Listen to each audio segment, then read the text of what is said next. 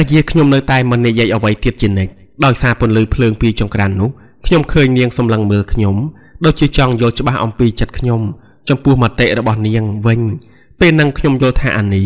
ពិតជាចង់ធ្វើតាមសម្ដីដែលនាងប្រាប់ខ្ញុំអញបាញ់មិញនេះហើយនៅពេលនេះអានីដូចជាមានកម្លាំងចិត្តមួយថ្មីខុសពីមុនកាលពីដើមនាងតែងសួរយោបល់ខ្ញុំជានិច្ចដូចជាមុននឹងនាងសម្រេចចិត្តទិញសម្ពុតឬអាវអ្វីមួយជាដើមនៅពេលនេះការពិសោធន៍ក្នុងជីវិតបានពង្រឹងឆន្ទៈនាងច្រើននាងយល់ច្បាស់ថានាងត្រូវធ្វើអ្វីព្រោះនាងដឹងថាណាវ៉ាត់នឹងខ្លួននាងមិនអាចគេចរួចពីសេចក្តីស្លាប់ក្នុងពេលខាងមុខនេះទេយើងត្រូវជ្រើសរើសផ្លូវឬរបៀបទៅស្លាប់មិនមែនរឿងរស់ឬស្លាប់នោះទេខ្ញុំមិនអាចផ្ដល់មតិអ្វីដល់នាងក្នុងការជ្រើសរើសនេះទេបើនាងសម្រេចថានាងត្រូវទៅជាមួយខ្ញុំនាងត្រូវសម្រេចរឿងមួយទៀតយ៉ាងពិបាកបំផុតដែលខ្ញុំមិនហ៊ាននឹងមិនអាចយកមកចោទកើតនៅទីបំផុតអានេះនិយាយថាចុះណាវ៉ាត់តើយើងធ្វើមិនចំពោះណាវ៉ាត់គឺរឿងណាវ៉ាត់នឹងហើយដែលខ្ញុំមិនហ៊ានបង្ហើបលើកមកនិយាយបងគិតយ៉ាងម៉េចចំពោះណាវ៉ាត់អានេះសួរឲ្យយំខ្សឹកសួលថែមទៀតដូចជានាងត្រូវសារភាពនៅកំហុសអ្វីមួយធំណាស់ដែលនាងចោទសួរអំពីកូននោះណាវ៉ាត់មិនអាចទៅជាមួយយើងទេយើងមិនអាចបីពើវាយកទៅជាមួយទេហើយវាមិនអាចដើររួចបានឆ្ងាយផងគេពិតជាតាមចាប់យើងតាន់ហើយសម្លាប់យើងមិនខានអានេះនៅស្ងាត់បន្តិចហើយលើកដៃជូតទឹកភ្នែកនាងបន្តថាយើងត្រូវតែទុកណាវ៉ាត់នៅទីនេះហើយតែតើនរណាជួយមើលវាបើយើងទុកវានៅឯនេះអានេះរត់តែយំខ្លាំងទៀតដោយនាងគិតដល់ស្ថានភាពហ្នឹង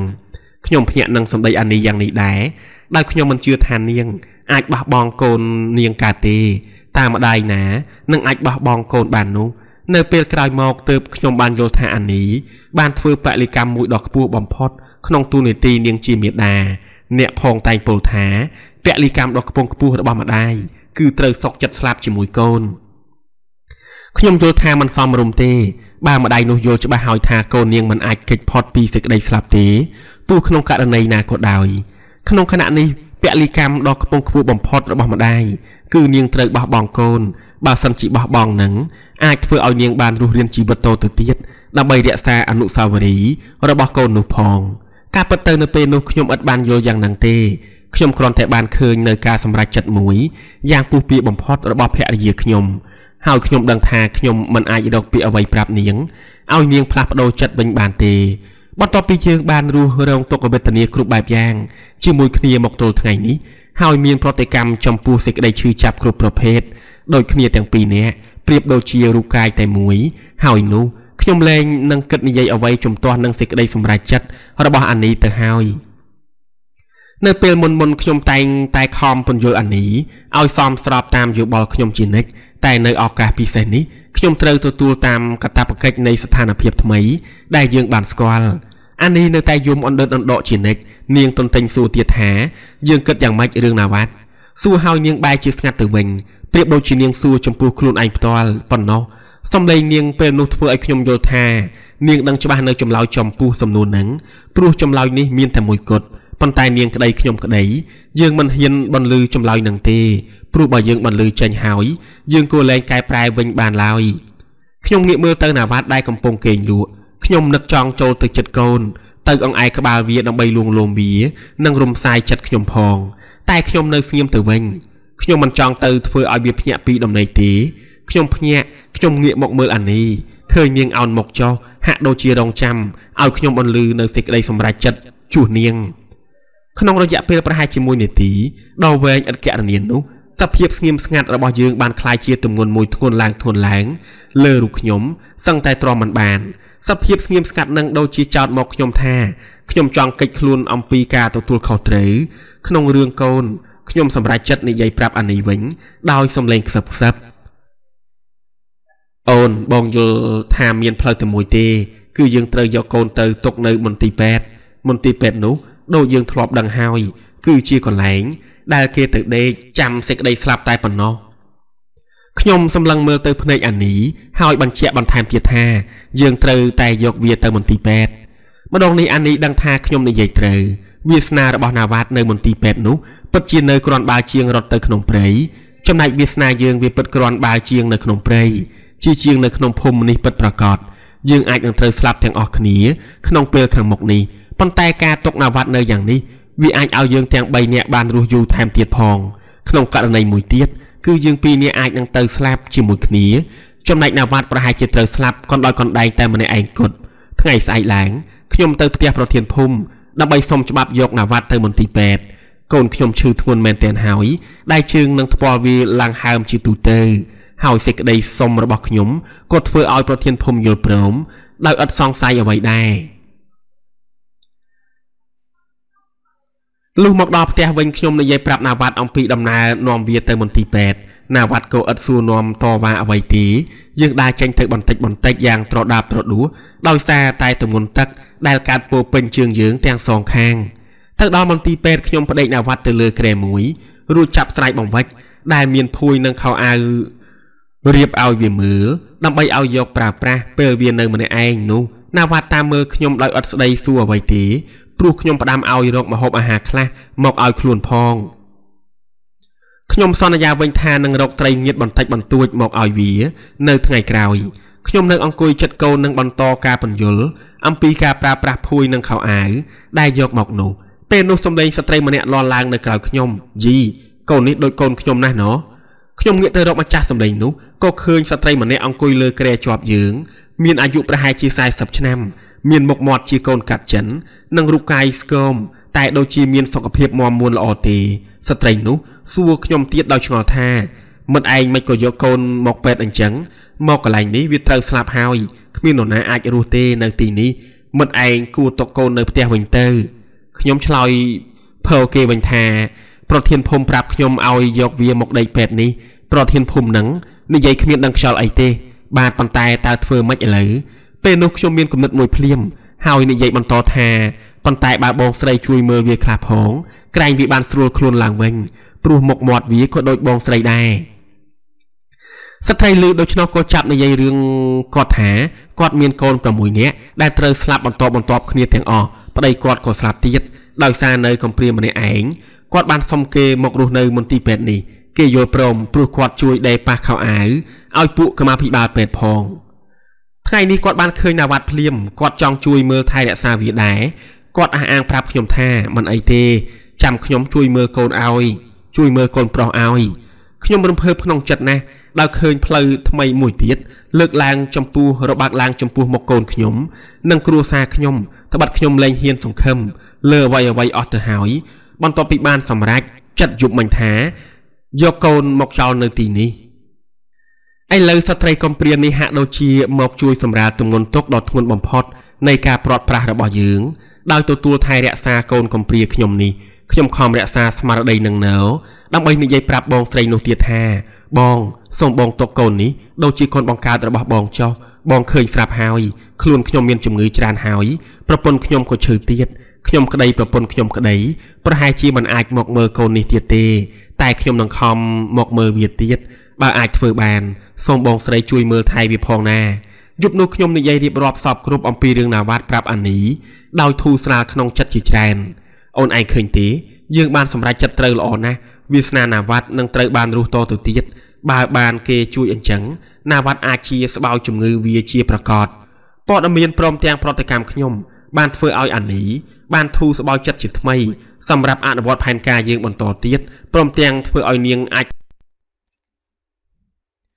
ព័ត៌មានព្រមទាំងប្រតិកម្មខ្ញុំបានធ្វើឲ្យអានីបានធូរស្បោយចិត្តសាជាថ្មីសម្រាប់អនុវត្តផែនការយើងបន្តទៅទៀតព្រមទាំងធ្វើឲ្យនាងអាចកាត់ចិត្តអំពីចំណងចង់ឃើញកូនជាថ្មីទៀតនោះផងនាងបារម្ភណាស់ក្រែងដល់ឃើញកូននោះសេចក្តីបដិញ្ញាចិត្តរបស់នាងត្រូវរស់រយទៅវិញដោយសារវាបដិសារីហើយធ្វើឲ្យនាងរួញរាឬបោះបង់សេចក្តីសម្រេចចិត្តថាចេញទៅតាមខ្ញុំនោះយ៉ាងណាមិញក្នុងរយៈ3ថ្ងៃបន្ទាប់មកទៀតអានីនិងខ្ញុំនៅតែមិនទាន់អស់ចិត្តរត់ចេញពីផ្ទះនៅឡើយទេក្នុងរយៈពេលនោះយើងនៅតែមិនទាន់ដាច់ចិត្តបោះបង់ណាវ៉ាត់នៅមន្ទីរពេទ្យនឹងនៅឡើយមនោសញ្ចេតនាខ្ញុំត្រូវប្រទាញប្រទងដោយគំនិតថាឬមួយខ្ញុំត្រូវឲ្យណាវ៉ាត់នៅជាមួយស្ត្រីនោះឬមួយខ្ញុំត្រូវបោះបង់បំណងរត់ចេញពីដូនអីនោះវិញចំពោះអានីទៀតស្ថានភាពនឹងបានคล้ายសឹងជាសោកនាដកម្មមួយគ្រប់នាទីគ្រប់ម៉ោងនាងចេះតែនិយាយថានាងសុខចិត្តចេញទៅហើយតែនាងនៅតែយំសោកឥតស្រាកស្រានឡើយនៅថ្ងៃទី3ដោយហេតុមិនអស់ចិត្តចំពោះស្ថានភាពកូន ខ្ញុំបានទៅរកមើលណាវ៉ាត់នៅមន្ទីរពេទ្យម្ដងទៀតគ្រាន់តែបានឃើញកូនវិញ្ញាណខ្ញុំទាំងប៉ុន្មានដូចជាស្ទុះងើបជ្រងមួយរំពេចព្រោះឃើញវាមានទឹកមុខស្រស់បោះហើយកំពុងអង្គុយយល់ជើងលេងពីលើគ្រែខ្ញុំមិនដែលឃើញណាវ៉ាត់មានអាការៈរស់រវើកដូចនេះទេក្នុងមួយខែកន្លងមកនេះប៉ុន្តែខ្លួនប្រាណវាដូចជាកខ្វក់ជាងធម្មតាការមកដល់ភ្លាមនោះខ្ញុំមិនបានគិតយកកូនទៅងូតទឹកភ្លាមហើយពេលក្រោយមកក៏គ្មាននរណានឹងយកវាទៅសម្អាតខ្លួនដែរលុះខ្ញុំដើរចិត្តដល់គ្រែស្ត្រីនោះឃើញខ្ញុំក៏ឧទានថាអូមិនឯងមកវិញហើយកូននេះស្រួលណាស់នៅជាមួយខ្ញុំយើងត្រូវគ្នាណាស់មែនទេណាវ៉ាត់ងក់ក្បាលហើយញញឹមផងស្ត្រីនោះលើកខោអាវមួយគំនរមកបង្ហាញខ្ញុំដោយនិយាយទៀតថាមើលណែមិត្តខ្ញុំនៅមានខោអាវស្អាតច្រើនរបស់កូនខ្ញុំទុកឲ្យណាវ៉ាត់ព្រោះខោអាវណាវ៉ាត់ចាស់ក៏ខ្វក់ណាស់អស់ទៅហើយមិត្តឯងយកកូនទៅងូតទឹកទៅរួចចាំខ្ញុំស្លៀកពាក់ឲ្យស្អាតឲ្យវាវិញខ្ញុំចាប់ដៃកូនដើរបណ្ដាលគ្នាបន្តិចទៅកាន់មាត់ស្ទឹងនៅចិត្តនោះនៅពេលដែលខ្ញុំកំពុងដោះខោអាវឲ្យវាណាវ៉ាត់សួរខ្ញុំថាពុកម៉ែនៅឯណាម៉ែសុកជាឬទេខ្ញុំភ្ញាក់នឹងសំណួររបស់ណាវ៉ាត់ដែរកូននេះប្រហែលជាសង្ស័យថាវាលែងបានឃើញម្ដាយជាថ្មីទៀតហើយខ្ញុំអាណិតកូនខ្លោចចិត្តតែខ្ញុំខំលេបទឹកភ្នែកកុំឲ្យកូនឃើញនៅទុកព្រួយខ្ញុំហើយខំរកពាក្យឆ្លើយប្រាប់កូនវិញម៉ែកូនឯងឈឺហើយនៅសម្រាប់នៅឯផ្ទះម៉ែដើរមករកកូនឯងនៅពេទ្យនេះមិនរួចទេបើម៉ែជាខ្លួនម៉ែពិតជាមកជាមួយពុកមកជួបកូនឯងហើយខ្ញុំផ្ដាំនិយាយយ៉ាងនេះដោយចង់រៀបចំគំនិតស្មារតីកូនជាមុនចំពោះការព្រាត់ប្រាសរបស់យើងក្នុងអនាគតកាលដ៏ខ្លីខាងមុខនេះខ្ញុំចង់ឲ្យណាវ៉ាត់ចេះទប់ទល់ចេះទល់ទល់នឹងជីវិតព្រាត់ប្រាសគ្នានេះនិងជីវិតកំព្រាឯកានិងសេចក្តីស្លុតរន្ធត់នានាដែលវាអាចស្គាល់នៅពេលខាងមុខនោះប៉ុន្តែខ្ញុំប្រើពាក្យនិយាយចំដូចនេះមិនបានទេការនិយាយពិតប្រាកដប្រាប់វាអាចជាគ្រោះថ្នាក់មួយដ៏ធំដល់រូបយើងទាំងអស់គ្នាខ្ញុំរំជើបរំជួលក្នុងទ្រូងជាខ្លាំងដល់ថ្នាក់ស្រក់ទឹកភ្នែកចេញមកលើមុខខ្ញុំខំធ្វើជាចាប់ទឹកមកលាងដោះខ្លួននិងដៃជើងឲ្យកូនដោយថ្នមនិងដោយប្រយ័ត្នប្រយែងព្រមទាំងខំគិតរកពាក្យសម្ដីនិងតាំងស្មារតីនឹងណោដើម្បីនិយាយប្រាប់កូនតទៅទៀតណាវ៉ាត់កូនឯងដឹងរឿងពុកម៉ែហើយយើងបានទទួលទុកសោកធំណាស់យើងមិនអាចធ្វើអ្វីកើតទេក្រៅពីខំទ្រាំទ្រការពិបាកវេទនានៅពេលនេះកូនឯងឃើញទេលោកតាលោកយាយកូនឯងពូមីងកូនឯងបងប្អូនជីដូនមួយកូនឯងប្អូនស្ដោបងសូដាតបានចែកឋានបាត់អស់ទៅហើយគេទៅកើតនៅឋានមួយថ្មីគេបានចេញផុតពីឋាននរកនេះទាំងអស់គ្នាគេលែងត្រូវធ្វើការពិបាកអស់ហើយតែកូនឯងត្រូវខំឲ្យបានជាស្រួលខ្លួនវិញកូនឯងមកពេទ្យនេះដើម្បីមើលខ្លួនឲ្យជាកូនឯងមានអ៊ំស្រីមួយដែលស្រឡាញ់កូនឯងណាស់ស្រឡាញ់ដូចជាកូនគាត់បង្កើតដូច្នោះបាទពុកម្សិលមិញអ៊ំស្រីឲ្យស្ករត្នោតខ្ញុំហូបឆ្ងាញ់ណាស់កូនឯងឃើញទេកូនឯងត្រូវចេះគោរពហើយស្រឡាញ់គាត់ផងគាត់អត់មានកូនចៅនៅរស់ទេគាត់អាចធ្វើជាម៉ែកូនឯងជំនួសម៉ែនឹងពុកកូនឯងឃើញហើយម៉ែនឹងពុកកំពុងឈឺច្រើនណាស់ប្រហែលជាម៉ែនឹងពុកមិនអាចរស់នៅយូរតទៅទៀតទេពុកឯងឈឺខ្លាំងមែនឬនឹងហើយពុកឈឺច្រើនណាស់ពុកនឹងម៉ែប្រហែលជាត្រូវទៅចោលកូនឯងក្នុងពេលឆាប់នេះហើយតែកូនឯងជាអ្នកខ្លាំងក្លាជាងគេក្នុងគ្រួសារយើងនេះយើងនៅសល់តែកូនឯងមួយនេះទេកូនឯងត្រូវខំឲ្យរស់ជីវិតដើម្បីបន្តពូជយើងអ៊ំស្រីកូនឯងមានខោអាវស្អាតណាស់ហើយប្រហែលជាមានមាសទៀតផងគាត់នឹងអាចទៅដូរយកអង្ករយកត្រីនិងស្ករមកឲ្យកូនឯងហូបកូនឯងត្រូវខ្លាយជាកូនគាត់តែមួយគត់លុះអស់ពីឪពុកម៉ែនេះទៅកូនឯងត្រូវចេះស្រឡាញ់គាត់ដោយកូនឯងស្រឡាញ់ពុកម៉ែដែរណាបើកូនឯងមិនឃើញពុកម៉ែមករកកូនទេគឺដោយសារពុកម៉ែមកមិនរួចប៉ុណ្ណោះកូនឯងត្រូវចាំឈ្មោះពុកគឺយ៉ាថៃហើយចាំឈ្មោះម៉ែគឺអានីកុំភ្លេចណាចាំឈ្មោះពុកនិងម៉ែគឺយ៉ាថៃនិងអានីបន្ទាប់មកខ្ញុំដោះចិញ្ចៀនមូលស្ដែងធ្វើអំពីតុងហ្វាដែលខ្ញុំពាក់តាំងតែពីខ្ញុំមានគ្រួសារមកហើយដែលខ្មែរក្រហមមិនត្រូវការស្តុកដាក់ទៅក្នុងហោប៉ាវខោណាវ៉ាត់ដែលនៅចិត្តខ្ញុំនោះកូនឯងត្រូវទុកចិញ្ចៀននេះជាប់នឹងខ្លួនជានិច្ចដល់កូនឯងធំឡើងកូនឯងត្រូវពាក់ចិញ្ចៀននឹងទុកវាកុំឲ្យបាត់ណានេះហៅជាគេតែមួយគត់របស់គ្រួសារកូនឯងបើមិនឃើញពុកម៉ែមករកទេកូនឯងខំដើររកពុកម៉ែអីកូនឯងកុំដើររកពុកម៉ែអីកូនឯងត្រូវស្ដាប់បង្គាប់អង្គការត្រូវធ្វើតាមពីអង្គការកុំត្អូញត្អែកុំតវ៉ាឲ្យសោះពេលនេះដល់វេនខ្ញុំត្រូវទូមានកូន โดยการเอาปกขยมกอดตัวเมียนขยมกาปีไงมนขยมนิยายรำลึกโคนเตียดจีปีเสบอมพอดโกนไอเธอเจ็บประหยัดขนมเป็นนิยายสได้หรือเพื่อกาไว้ไว้โกนไอกลมบันเจงอยู่บอลไว้อ่อยซอกลมชับเชื่อเปียเกเปกโกนไอเธอเพื่อจีอดยูอดดังอดหรืออดเจนิยายไว้เพื่ออันจังเติบโกนไอไอในรูบานอยู่นาวัดสดับขยมนิยายดาวเงียมสงัดเฮางูกบามาดองดาวยกจัดตกดะบอมพอดโกนขยมเมียนอายุประมวยชน้ำแต่เวียโดยจีโยดังจานกรอนบาเฮาเมียนจะรัดคลาหานได้ขยมรัดแต่เป็นจัดจินเอกโกนไอเธอคอมรูดอกนาดอกรูนาส่งแปรปดอ๋องนังวัตถุสะสัดขนมโลกช่วยกาเปียโกนจินเอกกลมพลิกอ่อยซอโกนไอเธอคอมรูจินเอกนาชีบดโกนไทยโกนเธอแต่รูโตเตอเตียดปนแต่อันนี้ในไตตามสู้ขยมอัมปีนาวัดมันเจจอบท่าตานาวัดเมียนตักหมกสระสไตรตีบานสระได้เชิงคลาตีตาขยมบานปรับโกนทำไมคลาแมนเตนนูตาโกนวิชลอยหรือสู้ทำไมได้ตาเนี่ยใส่นูกอดอย่างนาได้กอดเมียนจัดเจียมาได้เปิดแมนตี